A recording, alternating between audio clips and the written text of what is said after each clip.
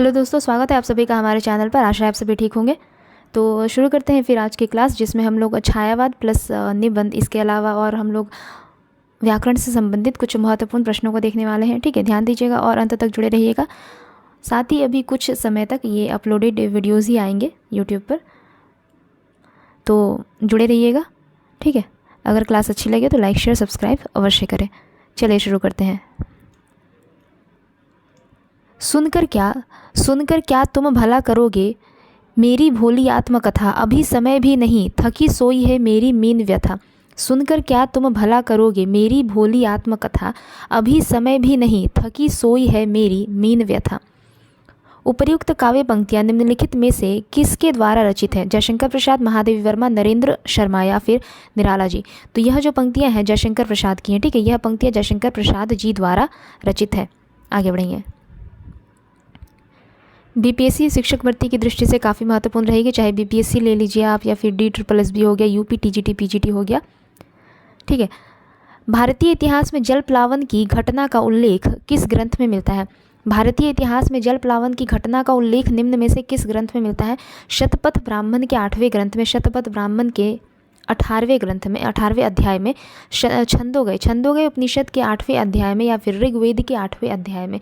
तो भारतीय इतिहास में जल प्लावन की घटना का उल्लेख शतपथ ब्राह्मण के 8वें अध्याय में मिलता है। ठीक है, शतपथ ब्राह्मण के 8वें अध्याय में जल प्लावन की घटना का उल्लेख मिलता है। आगे बढ़ते हैं। सुमित्रानंद पंत की ताज कविता किस भावधारा का प्रतिनिधित्व करती है? सुमित्रानंद पंत की ताज कविता किस भावधारा का प्रतिनिधित्व करती है? छायावादी, प्रगतिवादी, प्रयोगवादी या फिर हालावादी? ठीक है, हालावाद। तो सुमित्रानंद पंत जी की ताज कविता प्रगतिवादी भावधारा का प्रतिनिधित्व करती है। सुमित्रानंद पंत जी की ताज कविता प्रगतिवादी भावधारा का प्रतिनिधित्व करती है।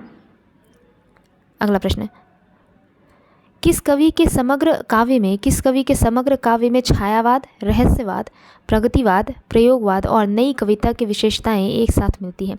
निम्न में से किस कवि के समग्र काव्य में पूछा है, छायावाद, रहस्यवाद, प्रगतिवाद एवं प्रयोगवाद और नई कविता की विशेषताएं एक साथ मिलती हैं? ठीक है, सभी काव्यधारा की विशेषताएं एक साथ मिलती हैं, कह सकते हैं सभी आधुनिक काव्यधारा की विशेषताएं। सुमित्रानंद पंत जी, जयशंकर प्रसाद जी, निराला या फिर शिव मंगल सिंह सुमन। तो निराला जी की कविताओं में, ठीक है, निराला जी की कविताओं में छायावाद, रहस्यवाद, प्रगतिवाद, प्रयोगवाद, नई कविता की विशेषताएं एक साथ देखने को मिलती है। आगे बढ़ेंगे। छायावादी चेतना को मूर्तिमान करने वाली कृति कामायनी का प्रकाशन कब होता है? छायावादी चेतना को मूर्तिमान करने वाली कृति कामायनी का प्रकाशन कब होता है? कामायनी जयशंकर प्रसाद की रचना है, या फिर कहे तो जयशंकर प्रसाद की यह अंतिम रचना है। इसका प्रकाशन हुआ 1935 ईस्वी में। किस समीक्षक ने कहा छायावादी काव्य में भारतीय परंपरा के जीवंत तत्वों का समावेश हुआ है? किस समीक्षक ने कहा? निम्न में से परशुराम चतुर्वेदी, हजारी प्रसाद द्विवेदी जी, रामचंद्र शुक्ल या फिर नगेंद्र। क्या कहा कि छायावादी काव्य में भारतीय परंपरा के जीवंत तत्वों का समावेश हुआ है? तो डॉक्टर नगेंद्र ने ऐसा कहा है। ठीक है, डॉक्टर नगेंद्र का यह कथन है। आगे बढ़ेंगे। किस अनुभूति की प्रधानता के कारण छायावादी काव्य को स्थूल के प्रति सूक्ष्म का विद्रोह माना गया है? इससे ये वाला प्रश्न काफ़ी बार आप लोगों ने भी देखा होगा, पढ़ा होगा। ठीक है, किस अनुभूति की प्रधानता के कारण छायावादी काव्य को स्थूल के प्रति सूक्ष्म का विद्रोह कहा जाता है? तो स्वानुभूति की प्रधानता के कारण छायावादी काव्य को स्थूल के प्रति सूक्ष्म का विद्रोह माना गया है। अगला प्रश्न है, गिरा हो जाती है सनयन, नयन करते नीरव भाषण जैसे विरोधाभासी चमत्कार का सौंदर्य किसकी कविता में देखा जाता है? गिरा हो जाती है सनयन, नयन करते नीरव भाषण जैसे विरोधाभासी चमत्कार का सौंदर्य निम्न में से किसकी कविताओं में देखा जाता है? निराला, पंत, प्रसाद या फिर महादेवी। तो सुमित्रानंद पंत जी की कविताओं में इस विरोधाभासी चमत्कार का सौंदर्य देखा जाता है। ठीक है, सुमित्रानंदन पंत जी की कविताओं में ये विरोधाभासी चमत्कार देखा जाता है। प्रवासी के गीत के रचयिता कौन रहे? प्रवासी के गीत के रचयिता कौन रहते हैं? नरेंद्र शर्मा, हरिवंश राय बच्चन, भगवती चरण वर्मा या फिर हरिकृष्ण प्रेमी। तो प्रवासी के गीत के रचयिता रहे नरेंद्र शर्मा। प्रवासी के गीत के रचयिता कौन रहे? नरेंद्र शर्मा। हालावाद के प्रतिष्ठित कवि कौन है? हालावाद के प्रतिष्ठित कवि कौन है? नरेश मेहता, हरिवंश राय बच्चन जी, अमिताभ बच्चन, धूमिल। तो हालावाद के प्रतिष्ठित कवि रहे हालावाद के प्रतिष्ठित कवि कौन रहते हैं? हरिवंश राय बच्चन जी। हालावाद के प्रतिष्ठित कवि रहे हरिवंश राय बच्चन जी। प्रथम रश्मि का आना रंगिनी तूने कैसे पहचाना पंक्ति किसके द्वारा लिखित है? प्रथम रश्मि का आना रंगिणी तूने कैसे पहचाना पंक्ति किसके द्वारा लिखित है? प्रसाद पंत महादेवी या फिर निराला। तो यह जो पंक्ति है सुमित्रानंदन पंत द्वारा लिखित है। यह पंक्ति सुमित्रानंदन पंत द्वारा लिखित है। आगे बढ़ते हैं। निम्न में से कौन सा सुमेलित नहीं है ये बताना है। परिमल निराला जी द्वारा रचित है। सूर्यकांत त्रिपाठी निराला की रचना है, सही है। दीपशिखा महादेवी वर्मा की रचना है, ये भी सही है। पल्लव सुमित्रानंदन पंत की रचना है, ये भी सही है। प्रेम पथिक श्रीधर पाठक की रचना नहीं है। ठीक है, प्रेम पथिक श्रीधर पाठक की रचना नहीं है। प्रेम पथिक श्रीधर पाठक की रचना नहीं है। फिर ये किन की रचना है? प्रेम पथिक किन की रचना है? तो जयशंकर प्रसाद जी की रचना है। ठीक है, प्रेम पथिक किन की रचना है? तो जयशंकर प्रसाद जी की रचना है। प्रेम पथिक जयशंकर प्रसाद जी की रचना है। आगे बढ़ेंगे। छायावाद को राष्ट्रीय जागरण की काव्यात्मक अभिव्यक्ति किसने कहा है? छायावाद को राष्ट्रीय जागरण की काव्यात्मक अभिव्यक्ति कहा है नामवर सिंह, नंद दुलारे वाजपेयी जी, डॉक्टर नगेंद्र या फिर राम स्वरूप चतुर्वेदी जी। तो नामवर सिंह ने कहा है। नामवर सिंह ने छायावाद को राष्ट्रीय जागरण की काव्यात्मक अभिव्यक्ति कहा है। आगे बढ़ेंगे। गा कोकिल बरसा पावक कण पंक्ति किस रचनाकार की है? गा कोकिल बरसा पावक कण पंक्ति किस रचनाकार की है? सुमित्रानंदन पंत, श्याम नारायण पांडे, दुष्यंत कुमार, नागार्जुन। गा कोकिल बरसा पावक कण सुमित्रानंदन पंत जी की है। गा कोकिल बरसा पावक कण सुमित्रानंदन पंत जी की है। ठीक है। छायावाद को मधुचर्या किसने कहा है? छायावाद को मधुचर्या किसने कहा है भाई? छायावाद को मधुचर्या किसने कहा है? आचार्य हजारी प्रसाद द्विवेदी जी, डॉक्टर नगेंद्र, रामचंद्र शुक्ल या फिर बाबू गुलाब राय। तो छायावाद को मधुचर्या कहा है आचार्य रामचंद्र शुक्ल जी ने। छायावाद को मधुचर्या किसने कहा है? आचार्य रामचंद्र शुक्ल जी ने। गंधवीथी के रचनाकार कौन रहे? गंधवीथी के रचनाकार कौन रहते हैं? लीलाधर जगुड़ी, सुमित्रानंदन पंत, रमेश चंद्र शाह, जगदीश गुप्त। तो गंधवीथी के रचयिता रहे आपके सुमित्रानंदन पंत जी। गंधवीथी के रचयिता रहे सुमित्रानंदन पंत जी। गंधवीथी के रचयिता कौन रहे? गंधवीथी के रचयिता रहे सुमित्रानंदन पंत जी। देखते हैं आगे।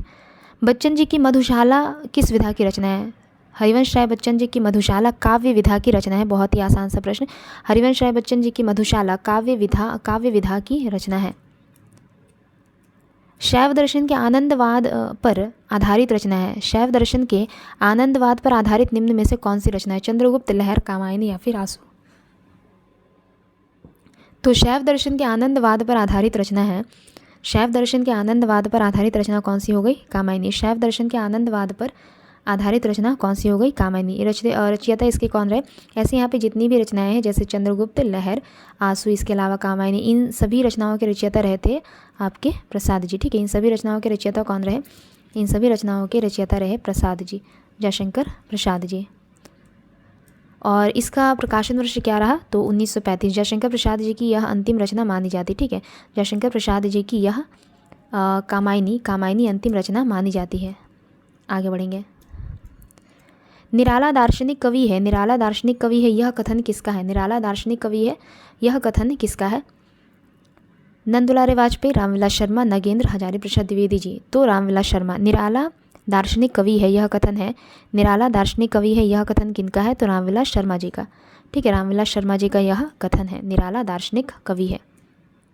अच्छा, एक प्रश्न रिपीट हो गया है, इसे हटा देते हैं, आगे बढ़ेंगे।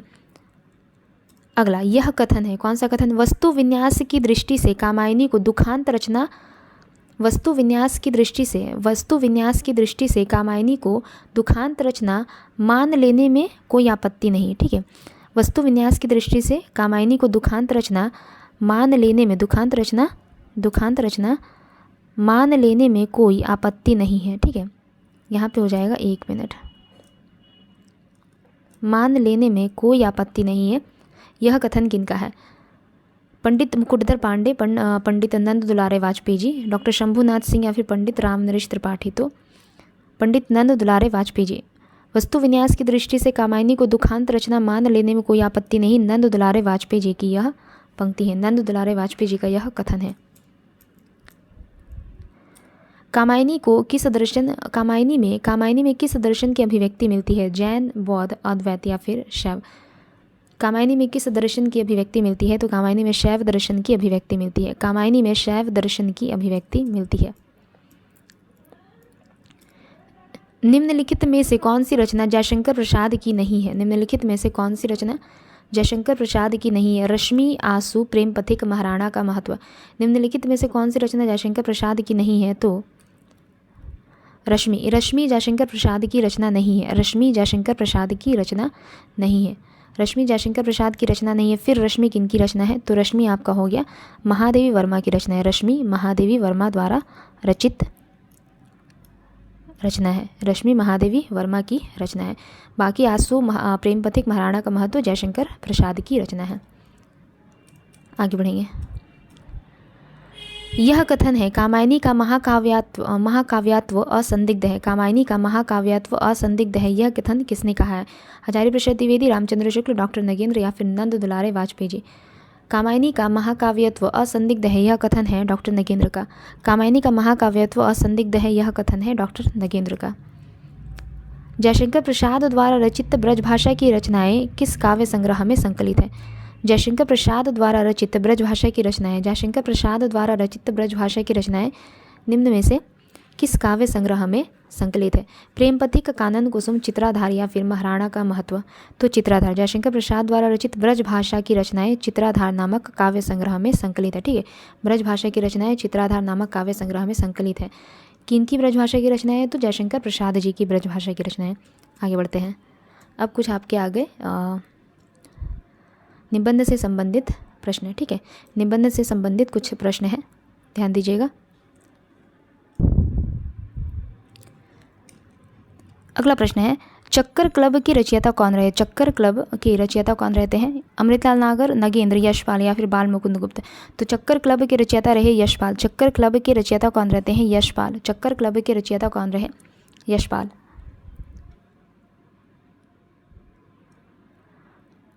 आगे बढ़ेंगे। निर्मल वर्मा द्वारा रचित निबंधों का संग्रह नहीं है। निर्मल वर्मा द्वारा रचित निबंधों का संग्रह नहीं है, निम्न में से कौन सा? कला का जोखिम, शब्द और स्मृति, चिंतन मुद्रा, ढलान से उतरते हुए। कला का जोखिम, शब्द और स्मृति, ढलान से उतरते हुए, ये तीनों ही निर्मल वर्मा द्वारा रचित निबंधों का संग्रह है। ठीक है, परंतु चिंतन मुद्रा किनकी रचना है? चिंतन मुद्रा विष्णुकांत शास्त्री द्वारा रचित निबंध है। चिंतन मुद्रा आपका हो गया विष्णुकांत शास्त्री द्वारा रचित निबंध। ठीक है, चिंतन मुद्रा आपका हो गया विष्णुकांत शास्त्री द्वारा रचित यह निबंध है। विष्णुकांत शास्त्री द्वारा रचित यह निबंध है। ठीक है, आगे बढ़ते हैं। वट पीपल के लेखक कौन रहे? वट पीपल के लेखक कौन रहते हैं? हरिवंश राय बच्चन, निर्मल वर्मा, दिनकर या फिर राम कुमार वर्मा? तो वट पीपल के रचयिता रहते हैं रामधारी सिंह दिनकर जी। वट पीपल के रचयिता रहे रामधारी सिंह दिनकर जी। वट पीपल के रचयिता रामधारी सिंह दिनकर जी। अगला हमें सुमेलित करना है मजदूरी और प्रेम। मजदूरी और प्रेम किनकी रचना है? तो मजदूरी और प्रेम अध्यापक पूर्ण सिंह की रचना है। मजदूरी और प्रेम अध्यापक पूर्ण सिंह द्वारा रचित निबंध है। मजदूरी और प्रेम अध्यापक पूर्ण सिंह द्वारा रचित निबंध है। कूटज किनका निबंध है? तो हजारी प्रसाद द्विवेदी जी का निबंध है। कूटज हजारी प्रसाद द्विवेदी जी का निबंध है। मेरे राम का मुकुट भीग रहा है, विद्यानिवास मिश्र जी। मेरे राम का मुकुट भीग रहा है, विद्यानिवास मिश्र जी। लोभ और प्रीति हो गया आपका रामचंद्र शुक्ल जी। लोभ और प्रीति रामचंद्र शुक्ल जी। ठीक है। मजदूरी और प्रेम अध्यापक पूर्ण सिंह, कूटज हजारी प्रसाद द्विवेदी, मेरे राम का मुकुट भीग रहा है विद्यानिवास मिश्र, लोभ और प्रीति रामचंद्र शुक्ल जी।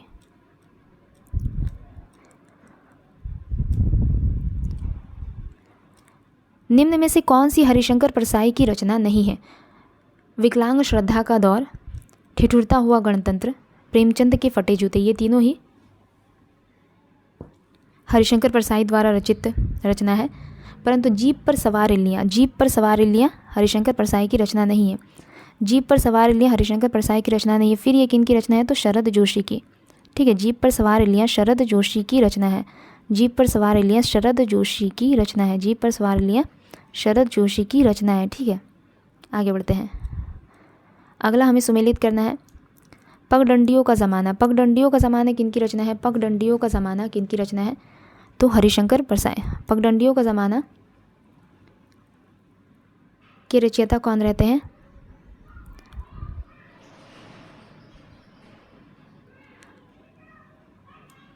अच्छा, यहाँ पे एक रविन्द्रनाथ त्यागी, एक ऑप्शन यहाँ पे गलत है, इसके जगह पे हो जाएगा हरिशंकर परसाई जी। ठीक है, रविन्द्रनाथ त्यागी के जगह पे हो जाएगा आपका हरिशंकर परसाई जी। रविन्द्रनाथ त्यागी के जगह पे कौन हो जाएंगे? तो हरिशंकर परसाई जी। ठीक है, अब देखिए पगडंडियों का ज़माना किन की रचना हो गई? पगडंडियों का ज़माना किन की रचना है? तो हरिशंकर परसाई जी की रचना है पगडंडियों का ज़माना। अंगद का पाँव। अंगद का पाँव किन की रचना है? तो श्रीलाल शुक्ल। अंगद का पाँव किन की रचना है? श्रीलाल शुक्ल। अंगद का पाँव हो गया आपका श्रीलाल शुक्ल जी द्वारा रचित निबंध।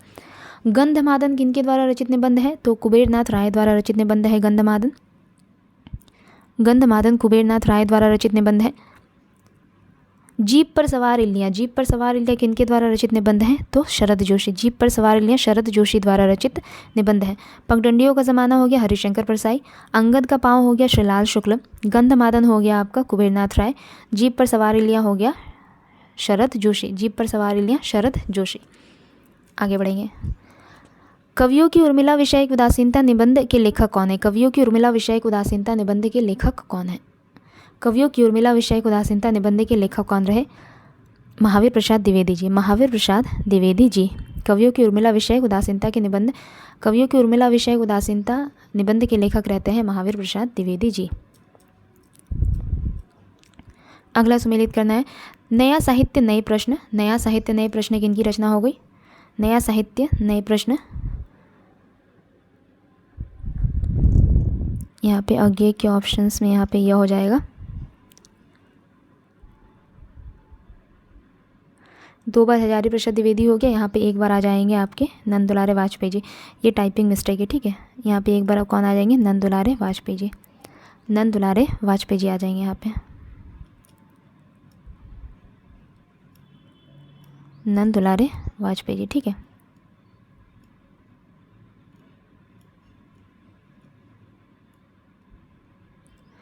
देखिए नया साहित्य नए प्रश्न किन की रचना है? नंद दुलारे वाजपेयी जी की। नया साहित्य नए प्रश्न नंद दुलारे वाजपेयी जी की। विचार और वितर्क किन की रचना हो गई? हजारी प्रसाद द्विवेदी जी की। विचार और वितर्क हजारी प्रसाद द्विवेदी जी की रचना।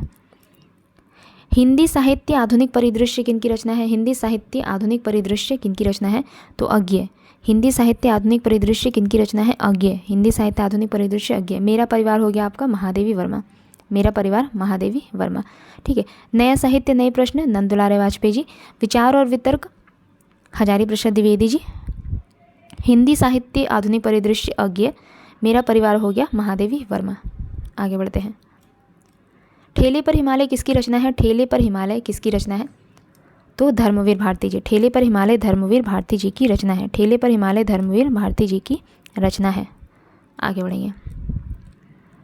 कौन सा युग्म संगत है? कौन सा युग्म संगत है? फिर से बताना है हमें। रस विमर्श रामचंद्र शुक्ल, गलत है।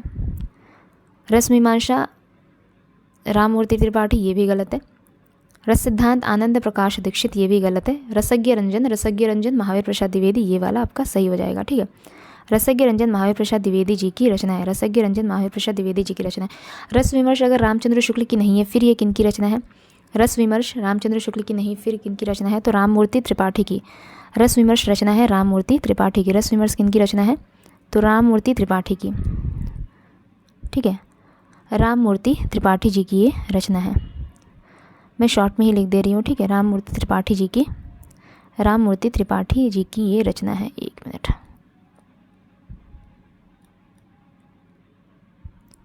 इसके अलावा आपका हो जाएगा रसमीमांसा। रसमीमांसा किन की रचना है? अच्छा, यहाँ पे ही ना मैं इसको मिला दे रही हूँ, 1 मिनट रुक जाइए आप। रसज्ञ रंजन महावीर प्रसाद द्विवेदी जी, ये सही है ऑप्शन। रस विमर्श किन की रचना है? रस विमर्श किन की रचना है?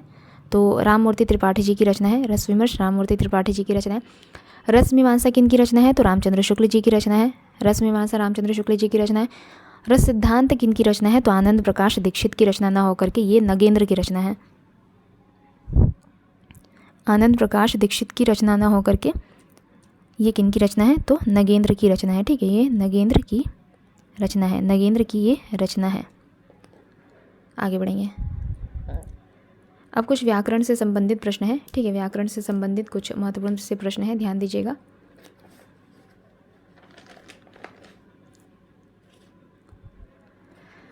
निम्न में से किस शब्द में तत्पुरुष समास है? निम्न में से किस शब्द में तत्पुरुष समास है? मुनिवर, सुसंग, पराधीन या फिर दत्तचित? तो पराधीन। पराधीन शब्द में आपका तत्पुरुष समास हो जाएगा। पराधीन शब्द में तत्पुरुष समास है। पराधीन शब्द में तत्पुरुष समास है। इसके अंतर्गत तो यह कौन सा तत्पुरुष समास हो जाएगा? तो संबंध तत्पुरुष समास। इसका अगर हम विग्रह करें, पराधीन तत्पुरुष समास का जो विग्रह करें अगर, तो क्या हो जाएगा? पर के अधीन, ठीक है। पराधीन का विग्रह क्या हो जाएगा? पर के अधीन,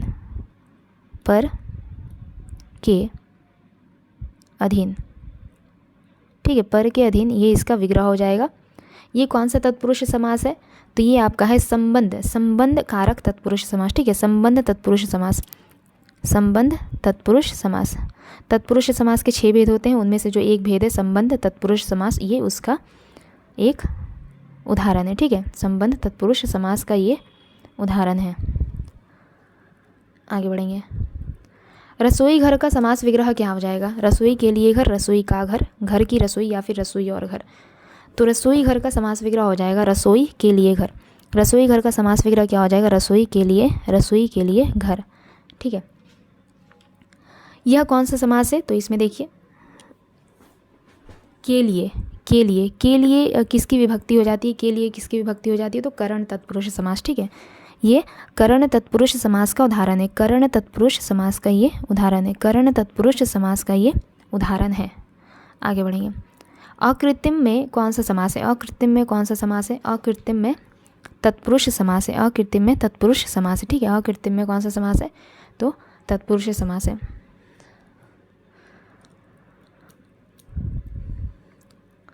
तत्पुरुष समास में क्या होता है ना, तत्पुरुष समास का जो प्रथम पद होता है वह गौण हो जाएगा और जो द्वितीय पद होगा वो क्या हो जाएगा?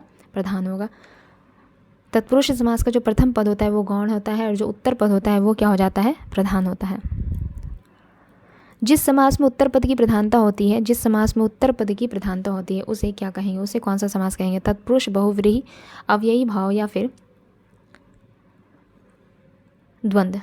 तो जिस समास में उत्तर पद की प्रधानता होती है उसे बहुव्रीहि समास कहेंगे। अभी बताया आपको कि उसे तत्पुरुष समास कहेंगे, उसे तत्पुरुष समास कहेंगे। अभी बताया कि तत्पुरुष समास का जो उत्तर पद होता है वह प्रधान होता है और प्रथम पद गौण होता है।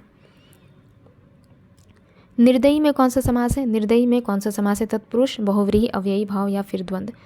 तो निर्दयी में कौन सा समास है? बहुव्रीहि समास, ठीक है। जहाँ से मैंने ये प्रश्न लिया है ना वहाँ पे इसका उत्तर बहुव्रीहि माना गया है, परंतु कुछ अलग जगहों पे, कुछ दूसरे पुस्तक में इसे कर्मधारय में भी रखा गया है। निर्दयी को कर्मधारय में भी रखा गया है, ठीक है।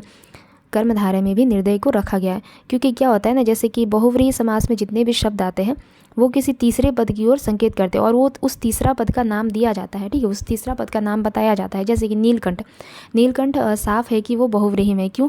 क्योंकि जब हम कहते हैं कि नीला है कंठ जिसका, अर्थात शिव, ठीक है, जो तीसरे पद की ओर संकेत की जा रही है ना, उस तीसरे पद का नाम आया है। जैसे कि शिव के बारे में बताया जा रहा है तो बहुव्रीहि समास में शिव आया है। नीला है कंठ जिसका यानी कि शिव, ठीक है। परंतु यहाँ पे जैसे निर्दयी का अगर हम समास विग्रह करें तो क्या हो जाएगा? नहीं है दया जिसमें, ठीक है। निर्दयी का समास विग्रह क्या हो जाएगा? नहीं है दया जिसमें। निर्दयी का समास विग्रह हो गया आपका नहीं है दया जिसमें, नहीं है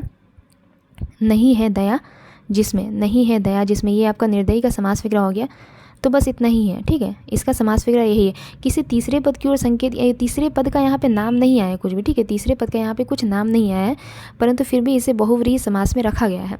तो ऐसे कुछ शब्द हैं जहाँ पे तीसरे पद की बात नहीं की जाती है, परंतु फिर भी उसे क्या विग्रह होता है और उसे हम लोग बहुव्रीहि समास में रखते हैं। मतलब तो ऐसे शब्दों में ना जैसे कन्फ्यूजन होता है कि ये कर्मधारय में जाएगा या फिर बहुव्रीहि में जाएगा। ऐसे बहुत सारे शब्द हैं जो लगेगा कि इसे कर्मधारय में होना चाहिए था, परंतु उसे बहुव्रीहि में रख लिया जाता है।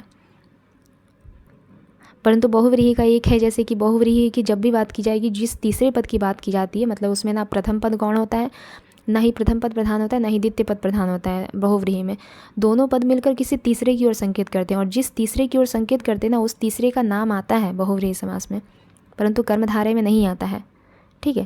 तो इस चीज़ को ध्यान रखिएगा कि कुछ कुछ शब्द हैं जो काफ़ी कंफ्यूज करेंगे, जैसे ये कर्मधारय है कि बहुव्रीहि है, परंतु यहाँ पे निर्दयी को आपको तत्पुरुष समास में रखना है, क्योंकि जहाँ से ये प्रश्न लिया है मैंने वहाँ पे इसे तत्पुरुष समास में रखा गया है। आप अगर कहीं और देखें निर्दयी को या फिर तो इसे क्लियर ज़रूर करें कमेंट बॉक्स में, ठीक है।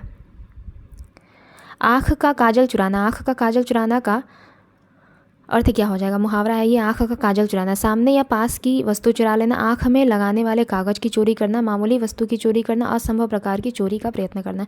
तो सामने या पास की वस्तु को चुरा लेना, ठीक है। आँख का काजल चुराना यानी सामने या पास की रखी वस्तु को चुरा लेना।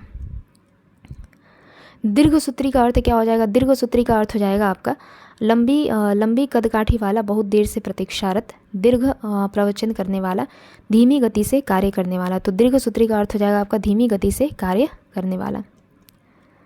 गंगा गए गंगादास, जमुना गए जमुनादास। लोकोक्ति का सही अर्थ क्या हो जाएगा? न्यायप्रिय, सिद्धांतहीन, आदर्शवादी या फिर चरित्रहीन। तो गंगा गए गंगादास, जमुना गए जमुनादास, सिद्धांतहीन, ठीक है। इस लोकोक्ति का अर्थ हो गया आपका सिद्धांतहीन। मुँह तोड़ शब्द में कौन सा समास हो जाएगा? मुँह तोड़ शब्द में कौन सा समास हो जाएगा? तत्पुरुष समास, अव्ययी भाव समास, कर्मधारय समास या फिर द्विगु समास। तो मुँह तोड़ शब्द में है तत्पुरुष समास, मुँह तोड़ शब्द में है तत्पुरुष समास। इसका समास वगैरह क्या हो जाएगा? मुँह को तोड़ने वाला। मुँह तोड़ शब्द में तत्पुरुष समास है, इसका समास वगैरह आपका हो जाएगा मुँह को तोड़ने वाला, ठीक है। मुँह को तोड़ने वाला, मुँह को तोड़ने वाला, मुँह को तोड़ने वाला, ठीक है। मुँह को तोड़ने वाला। तत्पुरुष समास में भी यह किस समास के अंतर्गत आ जाएगा? तो यहाँ पे देखिए मुँह को तोड़ने वाला, यहाँ पे को विभक्ति आई है, और को विभक्ति कारक में किसकी हो जाती है? तो कर्म तत्पुरुष, ठीक है। कर्म तत्पुरुष ये हो जाएगा, कर्म तत्पुरुष के अंतर्गत ये वाला उदाहरण आएगा।